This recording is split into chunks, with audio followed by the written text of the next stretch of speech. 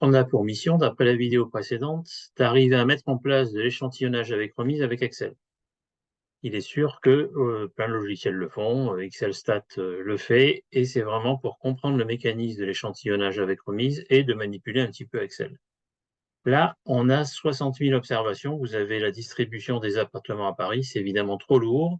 Donc, je vais me limiter à 20 valeurs. Je vais considérer que c'est ma population et on va travailler pour essayer de comprendre comment construire des échantillons ici de taille 5. Alors la méthode est la suivante. Donc là, vous avez les petits écrans évidemment de ce qui nous intéresse. Vous avez ma population de taille 20 et ce qu'on va faire, c'est qu'on va tirer au hasard des nombres entre 20 et 20. Et après, on va aller chercher dans le tableau ici, par rapport à numéro de l'observation, la superficie correspondante. Et on va répéter ça un grand nombre de fois.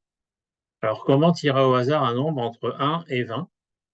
Vous avez une formule générale dans Excel. Si grand N, c'est votre population, vous avez un aléa entre bornes, ou en anglais, vous avez l'autre formule, et ça vous faire comme un dé magique. Là, j'ai mis virtual dice, donc un dé virtuel, qui va avoir autant de faces que le nombre d'observations que vous avez dans votre population. Par exemple, ici, j'ai lancé un aléa entre bornes de 1 à 20, ou la commande anglaise, et donc chacune des faces de votre dé, donc de cette fonction, aura une probabilité 1/20 dans notre cas, et donc il va vous sortir de manière aléatoire une des 20 lignes. Là, en l'occurrence, la ligne aléatoire, c'est 9, donc il va aller chercher cette valeur-là. Tout ce qui suit, le but de ce qui suit, c'est d'arriver à trouver 34, puisque à chaque fois qu'on changera après la ligne aléatoire, il va changer la superficie. Alors, vous avez la fonction qui s'appelle recherche V en français, avec des descriptifs par ailleurs, que je vous ai mis. Là, j'ai illustré avec l'exemple qui nous intéresse. J'ai lancé une ligne aléatoire, j'ai la valeur 9, ici qui est en D2. Donc D2, ça correspond bien à D2 où j'ai la valeur 9. On a point virgule après, vous avez la table dans laquelle vous allez chercher la valeur. Elle est en rouge ici. Ça va de A2 à B21, c'est marqué. Et une fois que j'ai trouvé la valeur D2, qui est la valeur 9, dans cette colonne, je vais aller chercher la valeur correspondante dans ma deuxième colonne de ma table qui est en rouge. Donc, il va aller chercher la valeur 34.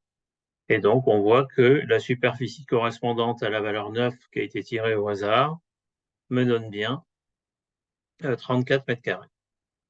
Alors ça, évidemment, ça peut se faire d'un seul coup. Au lieu d'aller générer une ligne au hasard et ensuite d'aller chercher la valeur, on peut directement ici introduire la fonction aléa entre bornes qui va chercher la ligne au hasard dans cette table et prendre la superficie correspondante.